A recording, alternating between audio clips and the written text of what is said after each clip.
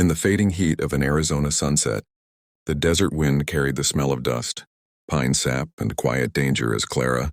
Evans, an orphaned settler woman living alone on the edge of Apache territory, finished hauling the last bucket of water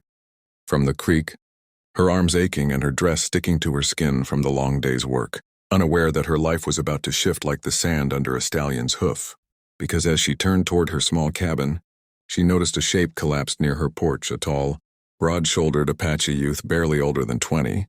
his chest rising in shallow gasps, his long black hair tangled with dust, his bronze skin smeared with dried blood and exhaustion, and though her heart surged with fear, because she had been taught since childhood that Apaches never traveled alone, her compassion was stronger than the trembling in her fingers, so she knelt beside him and whispered,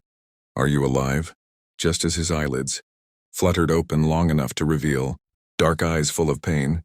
before he slumped back into unconsciousness. Clara knew that leaving him outside meant certain death, whether from fever, coyotes,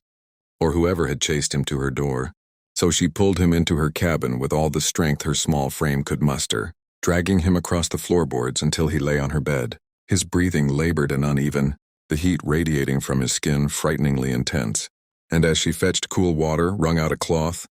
and pressed it gently against his forehead, she wondered what danger he had fled from and whether it would soon return. But even as worry tightened her chest, she couldn't ignore the instinct in her heart whispering that someone who fought this hard to stay alive did not deserve to die alone. The young warrior murmured something in Apache, too faint for her to catch, and though Clara didn't understand the words, she recognized the tone: fear, grief, and desperation woven together like threads in a fraying rope, and she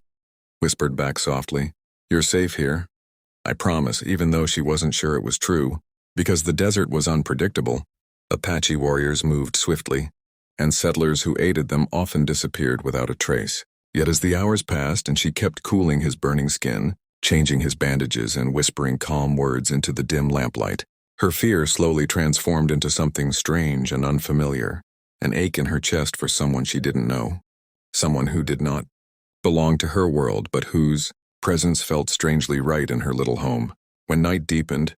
coyotes howled in the distance, and the fire crackled low in the hearth. Clara found herself studying the lines of his face, the proud jaw, the high cheekbones, the quiet strength even in unconsciousness,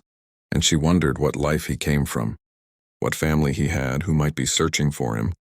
and whether he would be angry when he woke and discovered a white woman. These thoughts twisting in her mind, she kept caring for him because good people didn't leave others to die, and she had always believed that kindness was stronger than fear. Though as the moon crawled across the sky, she also knew she would have to deal with the consequences come morning, for the desert kept no secrets forever. Hours later, when his fever broke for a moment, he managed to speak a single word, "Taza," and Clara wasn't sure if it was his name or someone he called for, but she repeated it softly, letting her voice soothe him as she replaced the cloth again. And when he finally slept more peacefully, she sat beside the bed, exhaustion pulling at her own eyes, thinking of all the times her parents told her that helping the wrong person could cost a settler their life, yet she refused to be the type of person who walked past suffering, even if that suffering came wrapped in the identity settlers feared. Because the young man in her bed wasn't a threat, not tonight. Not in this condition, he was simply human, vulnerable and needing help. Dawn approached slowly, painting gold along the horizon, and Clara, despite her exhaustion, found herself watching over him like he was some fragile miracle fate had dropped on her doorstep, until suddenly the ground beneath her cabin trembled, not once but rhythmically, like 100 horses moving in unison, and her blood turned cold as she rushed to the window and saw what no settler ever hoped to see: a line of mounted Apache warriors stretching across the valley floor like a storm front rolling in, their spears gleaming, their horses snorting clouds of dust. And at the center rode an older warrior with braids streaked in silver, his posture commanding, his eyes sharp, enough to slice through iron as he raised his hand to signal the riders behind him. And Clara realized, with a jolt of terror so sharp it stole her breath that her worst fear had come true, they had found him, the young man lying unconscious in her bed, and they hadn't just sent a rescue party, they had brought an army. The warriors advanced, filling the silence with the thunder of hooves, and Clara's heart pounded as she backed away from the window, her pulse roaring in her ears, because if they believed she had harmed him, sheltered him against their will, or interfered in their affairs, they could burn her cabin, take her prisoner, or worse. But as fear clawed at her ribs, she looked at the young man on her